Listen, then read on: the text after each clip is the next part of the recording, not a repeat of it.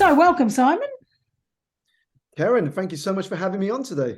Oh, it's my pleasure. I don't know whether I should say I can't keep up with your energy or I can, but you every time I turn on LinkedIn, there you are, and you're just buzzing with energy, and it's just fantastic. So thanks for having enough left in your tank for me tonight. My pleasure, and I'm looking forward to our conversation. Me too. Well, I'm going to focus on energy, but anyway, you are a personal development entrepreneur, coach, public speaker, author of the great book Energize. Now, your whole theme is energy. I mean, of course, you talk about other stuff because you're a coach and you do a whole lot of other things, but your big thing is energy. So, why energy? Where does this come from? Sure. So I think there's been a number of different factors that have influenced my focus on energy. But I think where it starts is in the second chapter, and sorry, the first part of my book, in literally the first chapter where I talk about the importance of our health. Because when I started my career, it was in the financial services industry at Yeah. probably the worst possible time, Karen. This was in 2007 that I started, a year before the financial crisis. Yeah. And so as I went through the first couple of years of what was a very volatile time, I Yeah. realized that, first of all, I was doing something that was not fulfilling for me. I had embarked on a path that I felt was going to be successful Yeah. because I was influenced by my family, by society, by what people said, do what pays you the most. Yeah. And then the crisis happened, which got me questioning the choices I was making. Mm. And there was one moment where I ended up coming home way after the last train had finished. So I was at home probably around 2, 3 in the morning. Yeah. And I had my girlfriend at the time who was worried sick about where I was. I wasn't replying to messages. I wasn't answering the phone.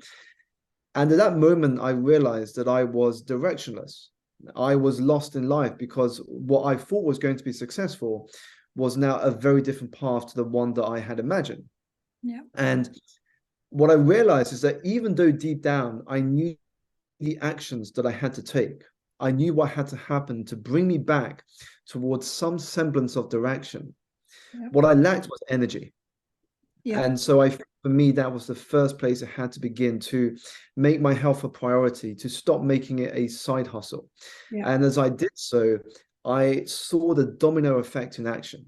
As I prioritized my health, as I got more rest, as I ate better, what happened is I started to make better choices, and the way that I showed up each day was vastly different.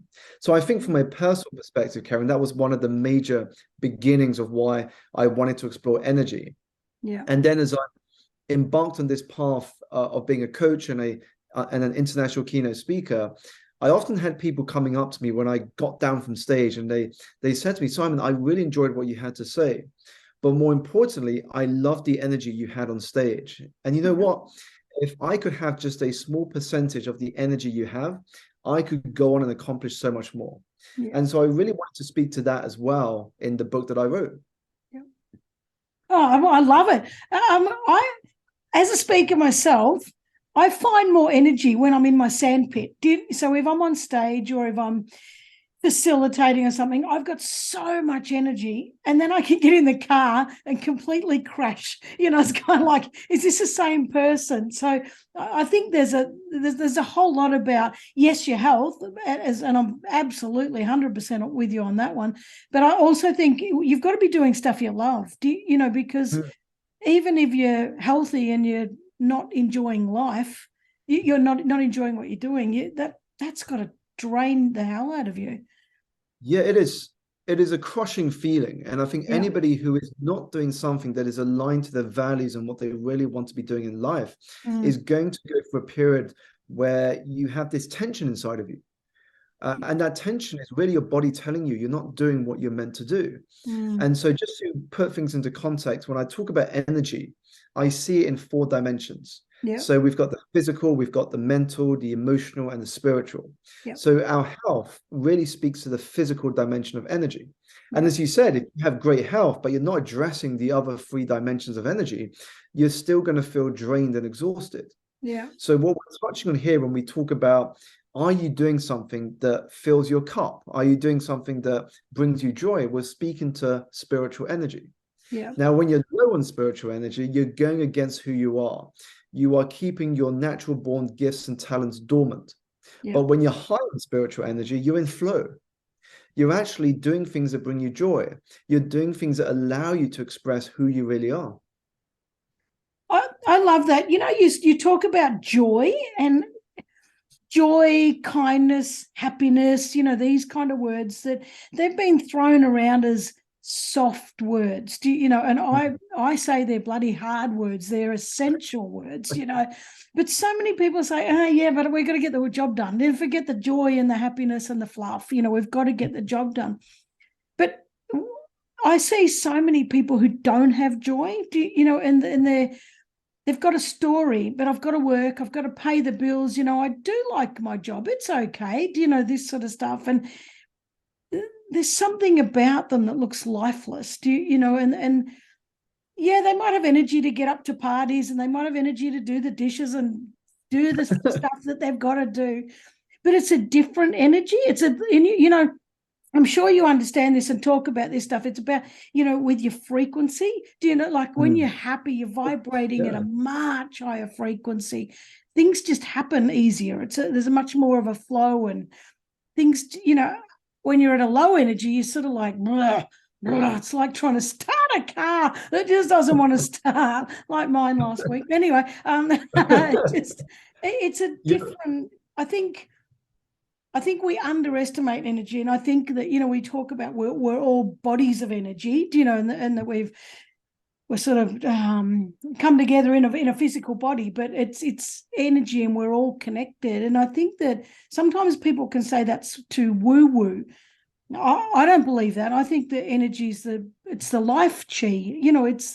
It's everything. Yeah, I'm in total agreement with you, Karen. I think that many people underestimate the importance of energy. Yeah. And just to lean into the spiritual side a bit, we are all energetic beings living a human experience. Yeah. And so when we talk about work, the reason why joy and happiness is so important is that the energy you put into your work is felt by the people who receive your work. Yeah. And so if you underestimate that, then guess what? You are closing the door to opportunity.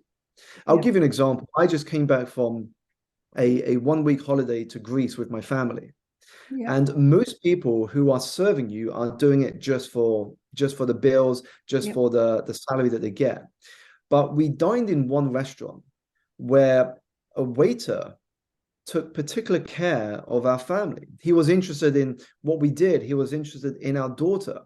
And he listened to our holiday experience so far and became someone of service. The energy he put into his job as a waiter, we felt that. Yeah. And so as a result, we mentioned his name to the staff, to the management, and we weren't the only ones.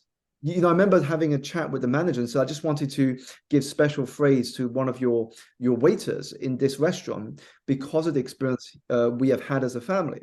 Yeah. And he said to me, not the only ones. He's already had 7 people so far sing his phrases. And guess what? I guarantee you, Karen, I don't know the next steps, but I guarantee you he's likely to get the opportunity to try new things or to get promoted.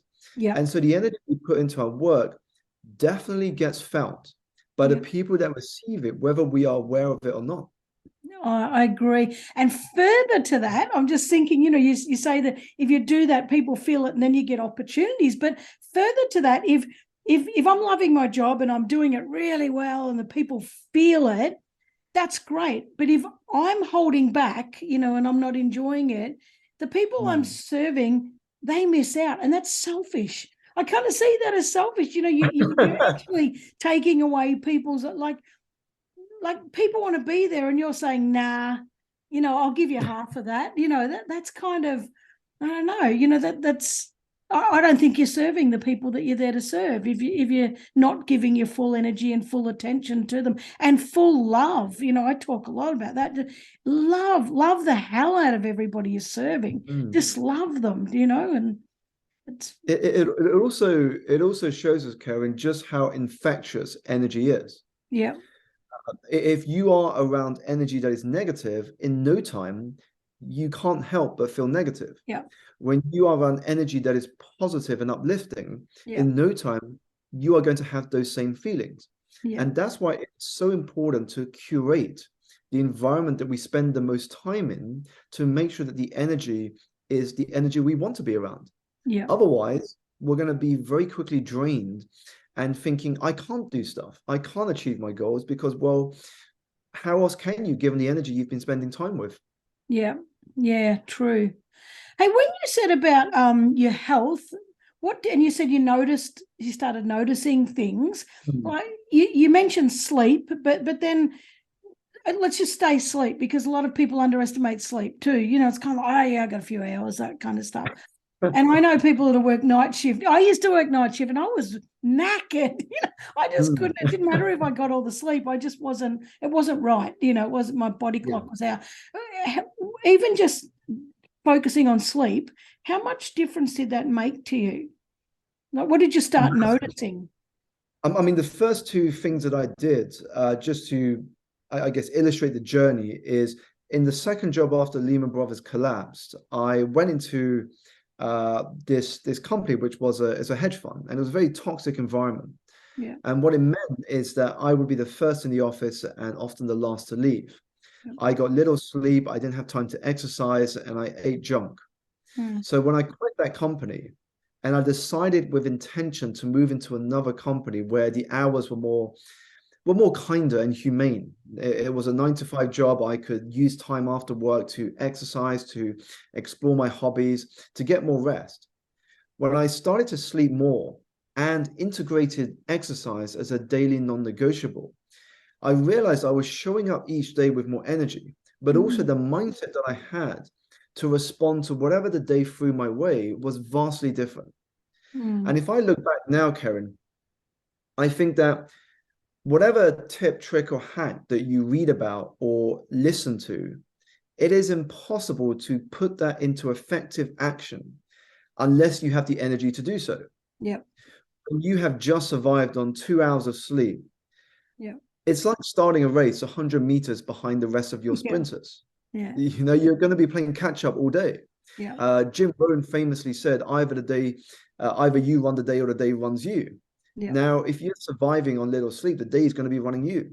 Yeah. Whereas if you had a full night's sleep and you wake up energized, guess what? You are going to live the day with far greater intention than if you had little to no sleep.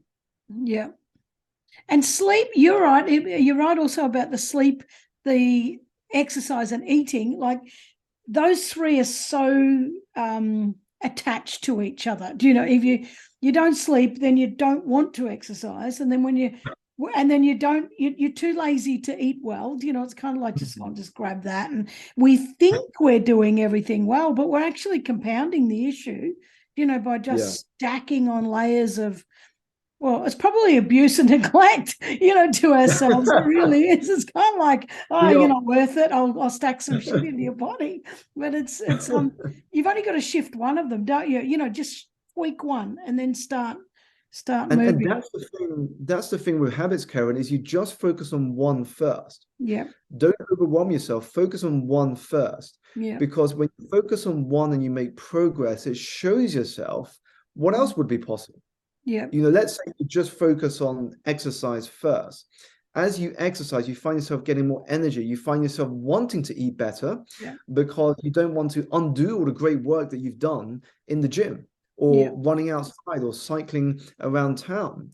And then suddenly it has a compound effect on other areas of your life. And so start with one just to show what is possible by committing to consistent action. That's it, just one. And the way that I used to motivate myself is I would look at my calendar and I saw that just exercising for 1 hour a day, and I'm just using 1 hour as a benchmark, that is less than 5% of your day. 4.2 to be exact. Now, if you can't afford to move your body for an hour a day, I mean, what is that telling you? That's not even 5% of your day.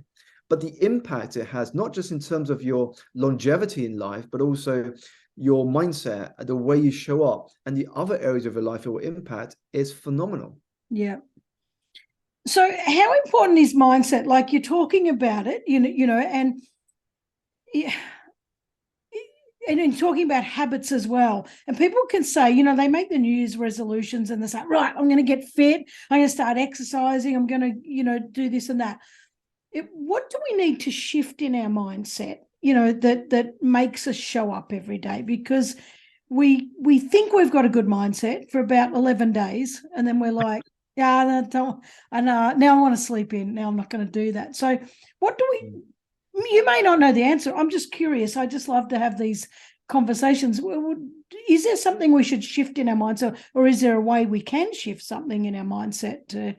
Yeah, I think the two places that come to my mind listening to your question, Karen, first is identity, and then second is awareness. You know, the first place is identity. Now, if you don't see yourself as the person you want to be now, then guess what? You're not going to take any action. You're not going to implement the changes required. And so you've got to see yourself as that person now in order to do what's required to get there. That's why in any personal growth journey, it is never about what you get, but it is about who you become in the process. Yeah. And that's why a question I often ask my clients is, who must you become in order to have what you want? And that question is very much tied to identity. Yeah. Now, to give an example, if you walked into a supermarket and you operated from the identity of, I am an athlete, then I guarantee that when you push your trolley through the aisles, you're not going to be pushing that trolley into the pizza aisle. You're very likely going to be pushing into the fresh fruit, vegetable section. Yeah. And that's because your identity drives your actions, your choices, and your behavior. Yeah. So often when we make New Year's resolutions, we're still operating from our current identity instead of our future identity. Whereas if I operate from my future identity, then actually my resolutions would be much more specific, would be clearer, would be focused, and more committed. Many New Year's resolutions, the reason they don't fulfill the resolutions is because they're just a list of interests. I'm interested in getting fitter. I'm interested in starting a business. I'm interested in pursuing that opportunity. But actually, what we want to be focusing on is, what am I committed to? Yeah. When you say I'm committed, your language changes. Instead of saying I should, I could, I might, it becomes I must and I will. So identity, I think, is one of the first places to begin, followed by awareness. Yeah. Now, what I mean by awareness is really understanding how our reality operates.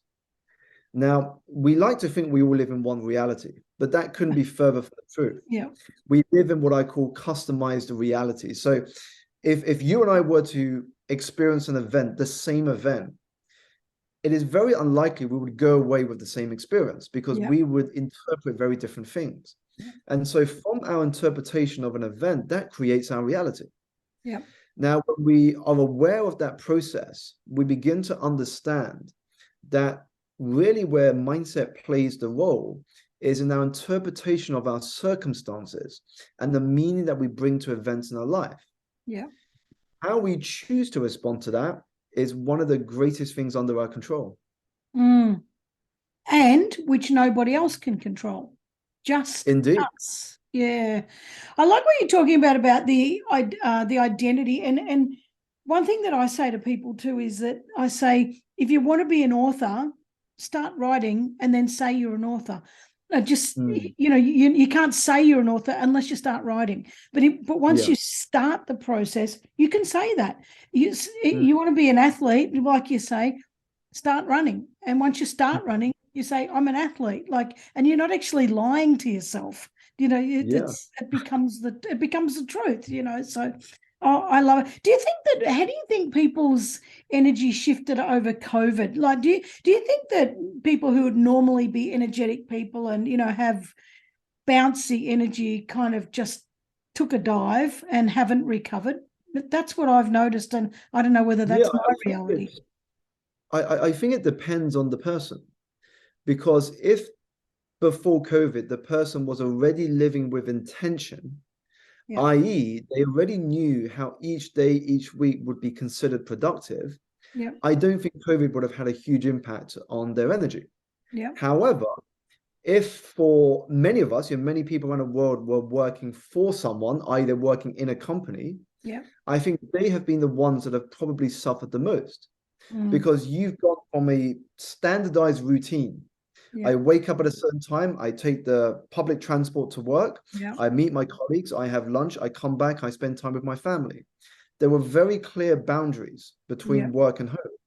But when COVID happened, you had to do your work and your home life in one place, which was the same exact place. Yeah. And so the person that would have to manage those boundaries is now you. Mm. When you don't have to commute into work or back, and how do you decide when it's work mode and home mode, given the place serving both is exactly the same?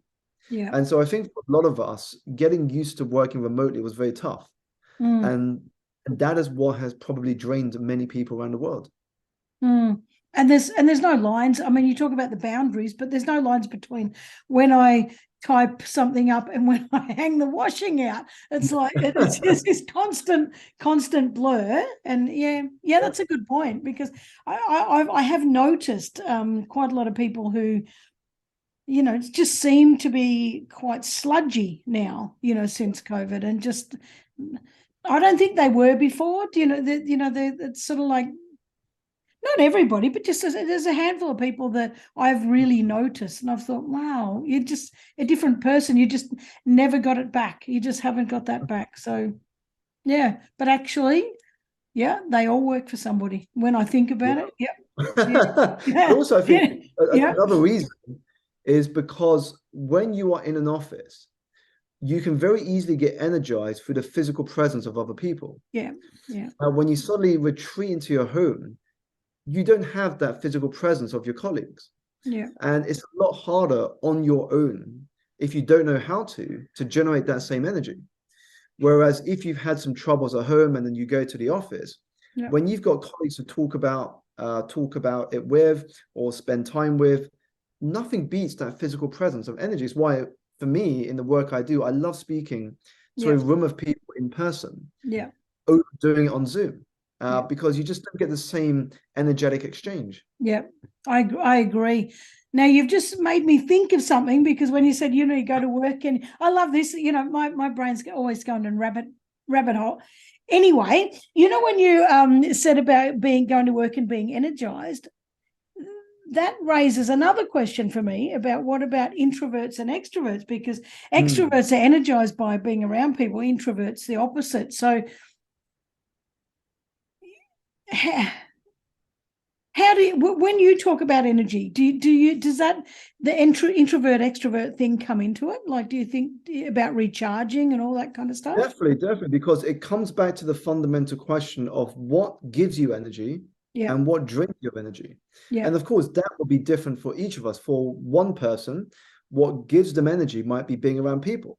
yeah, For another person, what gives them energy might be spending time alone. yeah, And so we have to bring awareness to ourselves first. What is it that gives me energy? What is it that drains me of energy? And how can I, one, communicate that to other people, or two, build my life and routine around that? yeah, Now, there are also things we have to understand, such as the reason why being around other people is so good for us yeah, is because what we can read from somebody yeah, is vastly more insightful when you can see their whole person. yeah, If you're looking at somebody on Zoom and you can only see the top third of their body, yeah, that's not going to give you the same information as if you met them and you can see their whole body. You can see their body language, you can see their expression, you can see their emotion that is non-verbal. yeah. And so I think there is a bit of a balance to get between retreating away from the office and actually spending time around people, so you can see communication beyond words in the top third of your body. Yeah, and I think we need that connection anyway. Well, just for the record, my bottom 2/3, right? My foot's pointing at you. It's because I'm engaged with you. But I'm thinking about do you think sleep's the only way to re-energize? Like let's say with introverts like to go home and they like to be alone, to rebuild energy. Others like to go out and party and then they feel great. But if you're expending all this energy, doing whatever you're doing, how do you recharge? Do you think sleep's the like sleep, diet, and exercise, or do you think Again, it's Sure. just an individual thing. Yeah. So I think, first of all, and it's an interesting question because, firstly, when you do things that give you energy, you actually get more energy. Yeah. It goes back to what you shared with me earlier, Karen. You said that when you're on stage, Yeah. you get more energy Yeah. because you're doing something you enjoy. Yeah. And so that's why it's so important to focus on the things that bring us joy, because that gives us even more energy. Yeah. Now, on the other hand, we've also got to be mindful that we're only human Yeah. and that we must make time and space in our diaries to re-energize, to reset, to rejuvenate. Yeah. Now, sleep, movement, and nutrition is merely the physical dimension of energy. Yeah. In order to re-energize ourselves from a mental and emotional and spiritual, this is where having time alone is so important, or disconnecting. And that could be for activities such as meditation, yoga, reading, things that allow us to disconnect and just calm the mind down. Because our mind isn't built to be on and busy 24/7. Yeah. Actually, if you go back in history, some of the greatest insights and inventions and creative breakthroughs came not from somebody sitting at their desk with reams of paper or screens in front of them, but when they disconnected, whether it was Isaac Newton, Apple falling on his head and gravity being discovered, or Archimedes sitting in that bathtub, Eureka, he had his insight about displacement theory, or Thomas Edison, who was fishing with no bait, so nobody, not even the fish, would disturb him. Even though these stories are anecdotes and may or may not be true, there is some truth in them, in the sense that they all share in common the fact that they were doing nothing when they had those insights. Because when we are able to disconnect from the busyness of the everyday, what happens is that we give our mind space and oxygen for those ideas to thrive. I also heard, well, I 100% agree. I love pondering. I love pondering. That's where all my good ideas come from. But I just was listening to a podcast a couple of days ago, and this guy, he gave a statistic, and I can't actually remember it, but it was something quite massive about most people would rather. Oh no, it was a test, like an experiment, a science experiment, and they put all these people in a room and said, you got a choice. You can either electrocute yourself, and not to kill yourself, but give yourself electric zap, or have spend 15 minutes alone with your thoughts. And it was a huge percentage actually chose to electrocute themselves because they didn't want to be alone with their thoughts.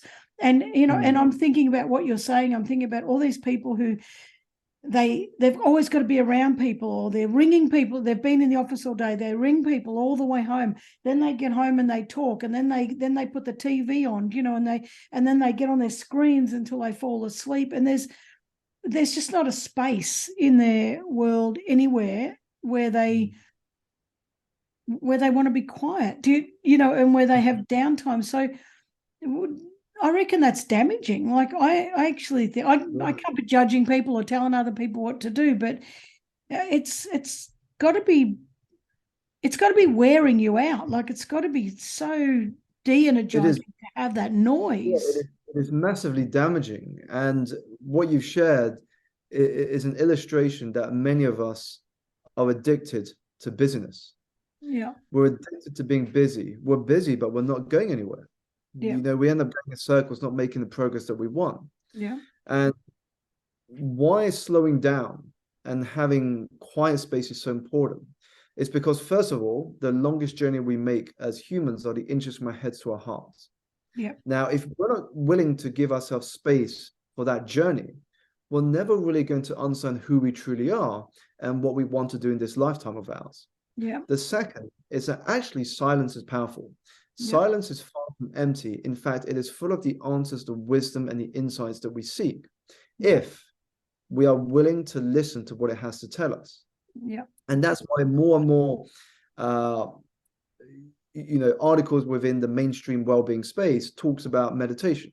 There's a reason why meditation is championed so much in today's society, because meditation, as much as it is about calming and slowing the mind down, it's also about reconnecting us to our true self.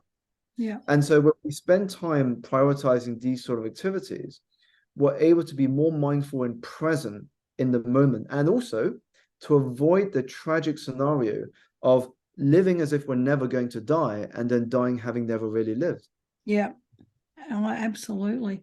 And I think if we're busy, and we don't want to look at ourselves, that journey from the head to the heart, if we don't take that, and sometimes it's painful. Look, actually, for all of us, it can be painful, to really sit there and look. I love the pain, because every time I have the pain, I learn something new, and feel even better. But it's so many people will avoid that, just to avoid the pain. So I'll just keep busy, and I often think that that's a life wasted. Like if you felt the pain, felt who you are, then embraced it, and lived it, then magic happens. Then you live your life, and then you give to others. It's I think that's how we're supposed to live, but many don't. It's all a question of trade-offs. Change is hard. Yeah. Continuing to do something that you hate is also hard. Yeah. You have to choose your heart. Yeah. Which one are you going to choose? Oh, I like that. Now, now, if we're talking about busyness and productivity and all that kind of stuff, so let's talk about energy versus productivity or efficiency. And people will say, well, if I've got more energy, I can work for longer and I can get more done. Do you think there's another podcast I was listening to talks about, well, when we do good things, we should only do it to a point. Like, we should not, you can go too far. You can just have too much or do too much. So I don't know if I'm making sense here, but is it possible that we can have so much energy that we do so much that we lose our productivity, we lose our efficiency? I know that's a hard question, isn't it?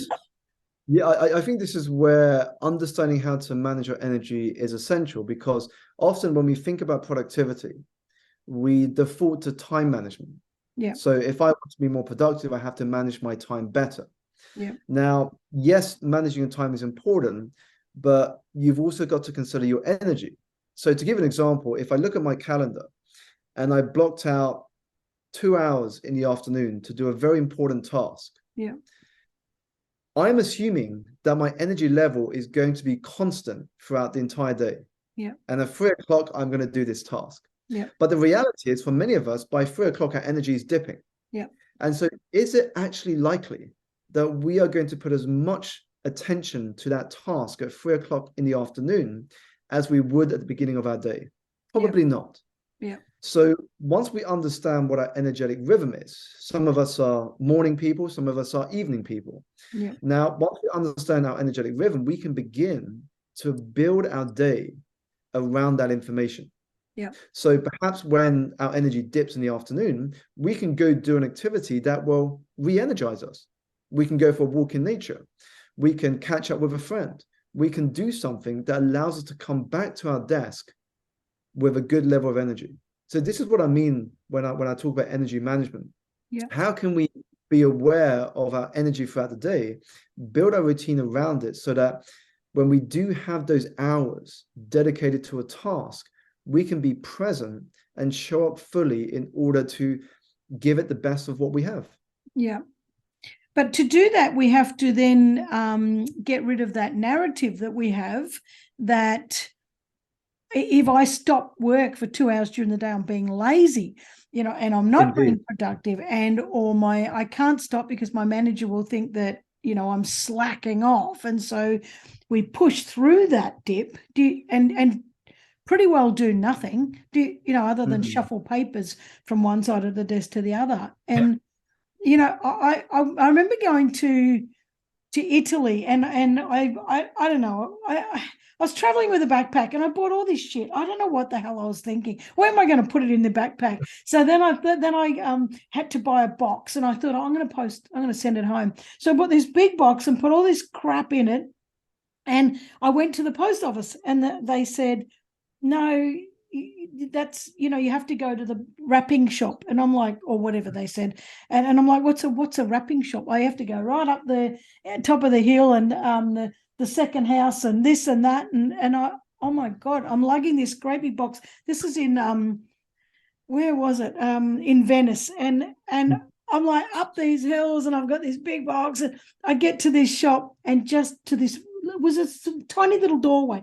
As I pushed through there, I got in there and put on the box, and I said on the counter, do you wrap these for postage? They said, come back in 2 hours. And I'm like, why? And they said, well, go. And they were shutting up. They just shut the bloody door, and because they have that's normal, I'm going to have 2 hours off. A lot of that, the Spanish, and they do that stuff, and they live such a different life, and it's a good life because, and I've read so much about it, that they have their siesta in the middle of the day, and then they work a bit later, but then they go out and they socialize and they eat with friends and and they're just such a different lifestyle. And for us, we push through and push through and push through, and then we come home at 5 o'clock cranky, and then get to 8 o'clock and say, oh, I'm stuffed. Like, I think we've got it wrong. But then how do you get your managers, how do you get your boss to say, well, I'm not asking how, but most people won't go to their manager and say, look, I've got a dip between 2 and 4, I've got a dip. Can I change my hours? And I think we should get better at that. Yeah, I think it's a two-person effort between the employee and also the manager. Yeah. Because the employee will have one understanding, but ultimately the manager is the person that has to set the culture. Yeah. And so I think the first thing that has to change is a cultural shift away from the hours you put in towards what you put into the hours. Yeah. That is far more important. You would rather have people work less, but actually put quality into those hours, than work longer, but actually procrastinate for most of those hours. Yeah. And so it's really understanding results matter more than the hours put in. I may only choose to work 4 hours today, but if I get a lot done in those 4 hours, I would still consider that a productive day. Yeah. So I think it's about understanding that productivity is not necessarily about the hours you put in. Yeah. And changing that narrative to actually, are we making progress? And are we understanding of what contributes to a productive day? If I've won a client, if I've furthered a project, if I've helped someone in my team, is that not productive for where we want to be? Yeah. And we must move away, because otherwise what happens is that we work long hours, we exhaust ourselves, and what happens is we burn out. Sooner or later, we burn out. Whereas if you focus on quality steps, consistently applied in regular doses, what happens is it is far more sustainable over the long term. Yeah. You're able to keep at it for a much longer duration than you would be if you went all in too fast. Yeah. I saw a clip of a professor at a university in England, and they're doing it now, like they're doing this study now about they've got all these organizations on board to test out, like some even fish and chip shops, like all sorts of different businesses, and they're testing out 4-day weeks, and so what they're doing is they're setting, well, these are the expectations, these are the KPIs, this is what we need to meet, this is how much money we need to make, how many customers you need to see each week or whatever. And they're all pretty much, there's a couple of anomalies, but they're pretty much all meeting their target still in the 4 days. And they're all feeling much more energized and all feeling much healthier, because they're getting that 3-day week. I know it's a little different to what we're talking about, but it's still saying that if you manage it right, you can work less time and still get just as much done, and feel much better about yourself and feel much better about your life and all the important things that are in it that you're missing out on by working longer hours. So definitely, and this, Karen, speaks to Parkinson's law, in the sense that whatever time we give ourselves, we will adapt to accomplish it within that time. Yep. So if you give somebody 4 days instead of 5 days to get something done, Yep. they will adapt to that time frame. Yep. But often if you give somebody too long, what happens is we find something to fill up all that time. Yep.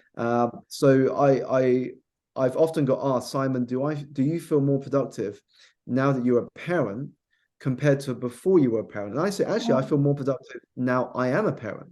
Yeah. And the reason is because now I have a shorter window to get things done. Yeah. I've got to be super efficient, and I've got to focus on my priorities to a far more effective fashion than I would have done before I had children. Yeah. Before I had children, I've got so much time to procrastinate. I've got so much time to put things off. But when you give yourself a tighter deadline, what happens is your mind adapts to it. You get it done. You don't focus on being lost on social media or lost on scrolling the internet. You actually get focused on the task at hand. Yeah.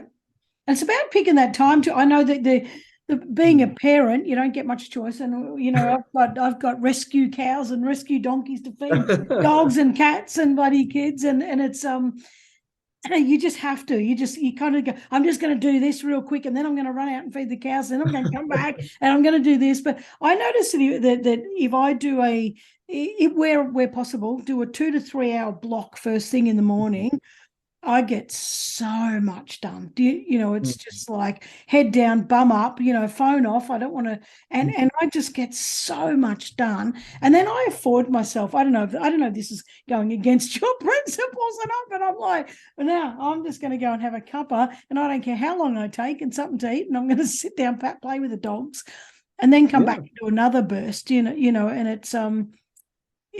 but if I dilly dally, I don't get anything done. And I think your approach is great, Karen, because if you get your most important task done first in the morning, whatever else happens throughout your day, you can already smile that you've had a productive day. Because you've got your most important task done. Even if you get nothing else done throughout your day, you have already had a productive day. That's what I justify at night when I say that. I say, oh well, doesn't matter. At least I did this, and I actually believe it. Well, at least I did that one, and that's done, and I'm happy about that. And sometimes it's like, what'd you do today? Well, I did. As long as you have a good day, I suppose that's all that matters. But now your book, why were you talking about energy? Like, were you speaking about energy on stage before you wrote your book, and then came the book, or did the book? Did you shift what you were doing, your sleeping and eating and everything else, and then write the book and then start talking about it? Sure. Well, going back to what you said in the introduction earlier, Karen, when we first started speaking, I cover lots of things. Given my work as a coach, as a speaker, and as an advisor and mentor. I covered a lot of stuff related to energy before the book came about, but I remember having the conversation with my publisher, and they said, Simon, you cover lots of different things. What would be the one thing that you would want to write about in this first book of yours? And the initial title that I put forward in the draft was Energy is Everything. And of course, through the editing process, that got condensed to one word, which, as you know, on the book's cover is Energize. And the reason I wanted to write about energy is everything, because through my journey, through my personal professional journey, I've noticed that when I've got the right energy around me, when I have the right energy in me, what happens is that beautiful things start to happen around me. Opportunities pop up. I get invitations to things I would never have imagined before. And it all has come down to getting the right energy in place. And so I really wanted to speak to that when I was putting my draft proposal together. Well, I love it. I think it's fantastic. I asked before about de-energizing. No, actually, there's something I want to say, and I nearly forgot. It must be a good book because it's been endorsed by Simon Sinek and Marie Forleo, and I can't think who's the other one, Dr. Marshall Goldsmith. So it's obviously and it was a bestseller, wasn't it? Within straight away. Yeah. So it was just fantastic. I always said to myself that given it is my first book, number one, getting a book deal with Penguin. Number two, getting the endorsements from some of the names you've just shared was an absolute dream. So whatever the book did, I'm already beyond grateful. The fact it then became a bestseller, I got invitations to places like cities in America, the Middle East, Europe. I'm flying to Romania next week, doing talks in Canada about the book. It's just been such a gift to be able to share this with the world. A lot of things I would never have predicted before I clicked the submit button on my book proposal. I love it. And you know what? It's funny you should say that, because some people want to write a book to be a bestseller, and some people want to write a book to make money. And I think both of those things are the wrong reasons to write a book. I think that you write a book to share a message, and to serve other people. And I can feel that through this. I wish we were in person, because it would be much better energy, but I can feel it through the screen. You've just got this such great energy of service, and it's kind of like, I want to share this, I want to tell people about this, I want people to know about this, and I would suggest that's why it's bloody a bestseller. It just has your love all the way through it. Again, Karen, it goes back to what we were discussing earlier, that people can feel the energy you put into your work. If you put the right energy into your work, people will feel it. And the reason I love the work I get to do is because my belief is that our value as humans is determined by how much more we have given to the world than we have taken from it.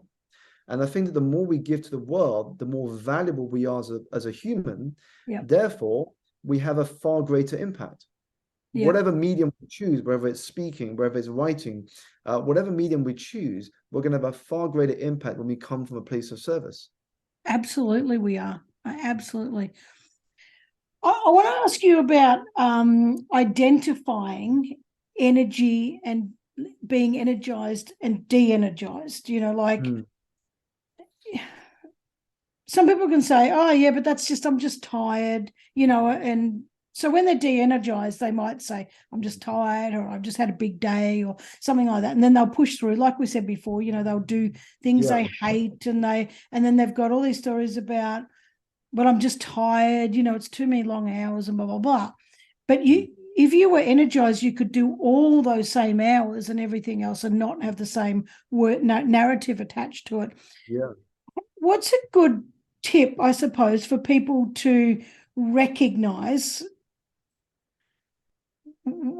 what energizes them and what de-energizes them, so that they can start to focus more on what energizes? I know it's obvious, but I think some people haven't stopped to think about that.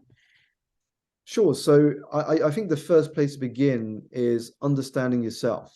We all want to be wiser as humans, but wisdom begins with knowing yourself. So if somebody came to me and said, Simon, I'm feeling tired these days, and I just wish I could get more energy back into my life, one of the first things I would do is to get curious about what they've just told me. Because in order to truly make a lasting change, we've got to understand at a deep level why we're experiencing what we're experiencing in this moment. So if somebody said that to me, I would say to them, well, what in particular is making you tired? What is giving you that feeling of tiredness? And then that opens up a conversation. They might say, well, I haven't slept well for the past year or so, or it could be, I just don't find satisfaction from the work I'm doing, or before I've even left my home every morning, I'm already feeling exhausted. Now that gives me then a reference point to work with. I might then say something like, well, what does that tell you? Because again, I don't want to jump into an assumption of why they're experiencing their current circumstance. So by asking them the question of what does that tell you, that forces the listener to go into a space of self-reflection. So they might say, well, I'm very frustrated right now because I've actually got other things I would love to do at some point in my life, but I feel like the career I'm in at the moment is a dead end. Or they might say, I've just felt directionless for the last year, and I think that's really weighed on my mind. There's lots of decisions I've had to make, and I haven't taken action on making a decision on them. And of course, that has compounded.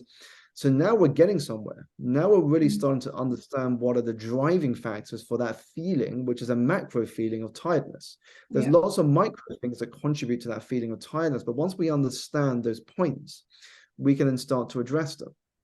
And actually, even knowing what the points are and taking a really tiny step forward in addressing it can actually start to energize you. Because in the process of taking control of your future, that empowers you. So that's where I would begin, is really deepen that level of awareness of why you are experiencing a particular feeling. Get curious, get investigative, really understand where it's coming from, and start changing things at the source rather than at the high level. Changing things at the source, though, might mean changing jobs. And you know, a lot of people are scared to do that. You know, that's well, I really want to live my dream. You know, if my dream job would be this or that, or I'd love to work for myself, but yeah, I know this one's killing me.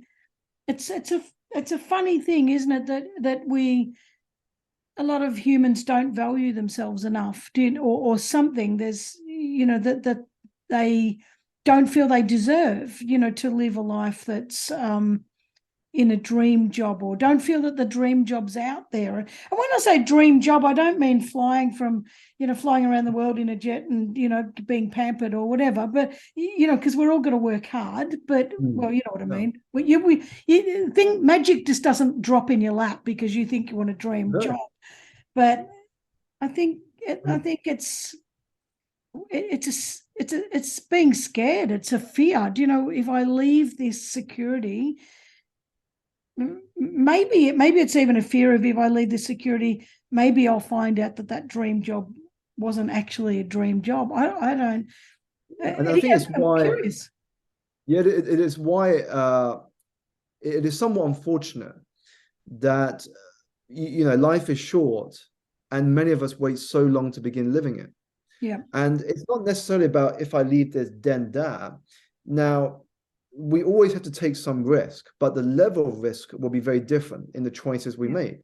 So if I'm in a job I hate and I know that my dream lies outside of my job, the only option isn't to quit and jump into the unknown. That's one option. The other option is to, well, if I know I want to do something different in the future, how can I be smarter with the time that I do have right now? Even though it might be the weekends, it might be the holidays, it might be after work. Those are the only pockets of time I have. How can I be smarter with that time in order to explore what I could do? And so I think that's where it begins, is how can you be smarter in using the time you do have right now to see if what you want to do is exactly what you want to do. Otherwise, you don't know. And also reframing your relationship with your current job. So instead of seeing it as something you hate, see it as something that you are grateful for, and that is giving you the time and the resources to explore what you really want to do with the rest of your life. So when you reframe it in that way, you will see your job not as a dead end, but as a stepping stone to the person you want to become. And then what will really get you towards taking action is appreciating how short life is. I read a book recently called 4,000 Weeks. And the reason it's called 4,000 Weeks is that the average lifespan of a human is 4,000 weeks.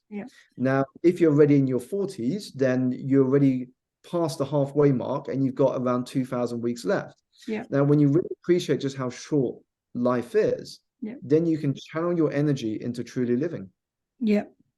That's a great book too, by the way. It's I've got 1,000 weeks left, so I better pull my finger out and say, no, I think I'm doing all right. But it does. I always say life's too short. Life's way too bloody short. You know, I always think too about Bronnie Ware's, you know, the book about the regrets of dying. You know, and I wished I had have lived a life that was true to me and not the expectations of others. And I think life is too short, and I think that it's too short to be sitting around procrastinating and, you know, succumbing to fear. And I don't mean that we should not feel fear. We should, and because it keeps us safe. But succumbing to it all the time, do you know? I think that we've got to. And that's why that's why courage is so important. We've spoken about fear, we've spoken about doubt, we've spoken about the word but. Fear, doubt, and but are the biggest killers of dreams. Yeah. But actually, if we are to overcome them and take meaningful steps forward to creating and manifesting the life that we want, we've got to see courage. Yeah. Because courage does not mean there is no fear, doubt, or hesitation. Yeah. Courage means that you believe that you will be okay. Yeah. Despite the fears, the doubts, and the hesitations you will have, you will be fine. Yeah. Now, if you can seek that courage in taking small steps forward, not only will you prove to yourself that you can overcome challenges, but you end up creating momentum. Yeah. You get that I am going places feeling. Yeah. And once you start to ignite that engine of a feeling, guess what? You want to do more. Yeah. You want to see what else there is out there that you can accomplish. Yeah. And nothing can replace that feeling, because once you get that engine going, life suddenly becomes very magical. Yep. Esther Hicks talks about, or Abraham Hicks, whichever one, talks about pushing that, the tram trolley down the hill, San Francisco hill. It's really hard at first, but then all of a sudden it's going, and you're down the bottom. But I was about to ask you to finish off. Where would you tell people to start? You may have already said it just by saying, take that courageous action, which is, that's my catchphrase, to just take courageous action, because you've got to do it. Just go. But what if to leave people with, one thing, what would be the one thing that you would say to people? Just go do that. Just do that one thing and start. Definitely. Well, I mean, I'll probably leave with two things, if I may, Karen. The first would be, if you could take one action now, the one thing I would suggest is to optimize your environment to one that makes it impossible not to succeed.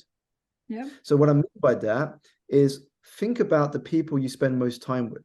Think about what you watch on television. Think about what you listen to. Think about the people you follow on social media.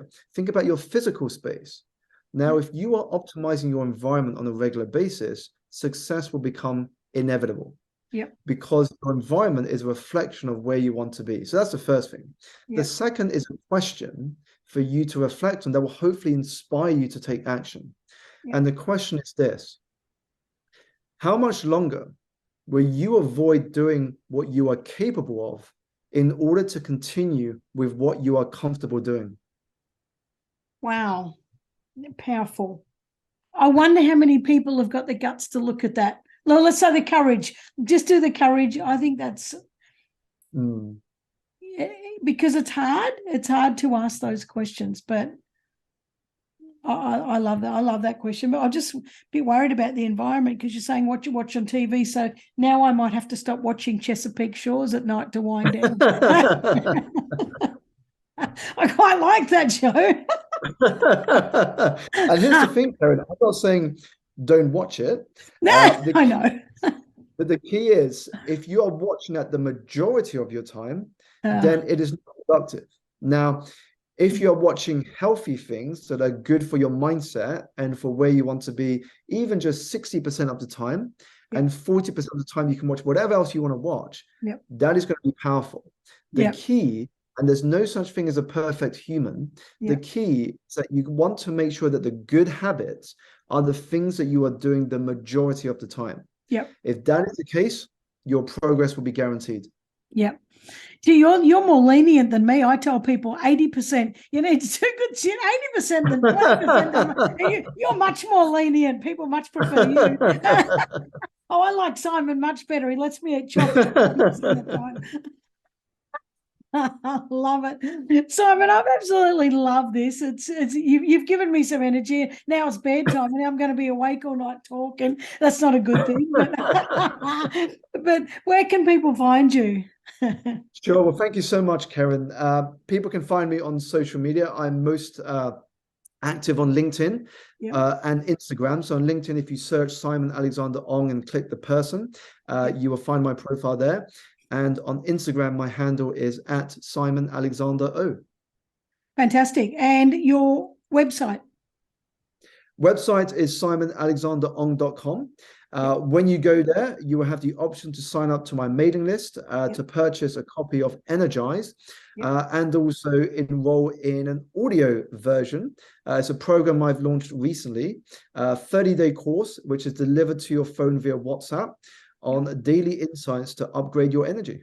Ooh, fantastic. Fantastic. All right, well, I'm going to put those in the show notes anyway, so people can do it. Simon, thank you so very much for sharing your time. I know it's late, it's 9 o'clock at night, and it's nearly bedtime, but I just so appreciate it because I don't know. I think we need a lot more energy in the world, and we definitely need a lot more positive energy in the world. And if we all chip in and increase it a little bit, now vibration, our frequency is much higher. We're gonna start avoiding some of the wars that are going on and some of the the awful shit that's going on. So I think everyone wins if we can all just lift our energy a little bit more. So thank you. Thank you so much again for having me, Karen, and very well said there. Thank you. Nice way to segue out to the end. Thank you so much, Simon. Okay. See you soon. Bye-bye.